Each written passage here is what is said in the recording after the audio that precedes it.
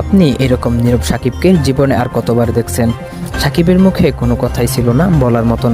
দল জেতার পরেও, নিজের ম্যান অব দ্য ম্যাচ হওয়ার পরেও কিছু বলতে পারেনি তিনি।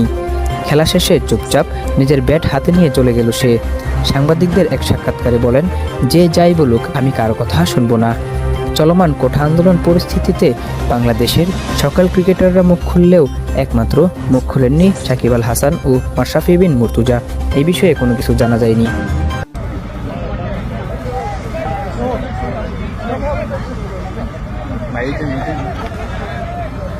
দালাল সাকিব, দালাল সাকিব, চোরের বাচ্চা টুকাই সাকিব, টুকাই সাকিব, বুয়া বুয়া বুয়া বুয়া সাকিব, দালাল সাকিব, বুয়া সাকিব, বুয়া বুয়া।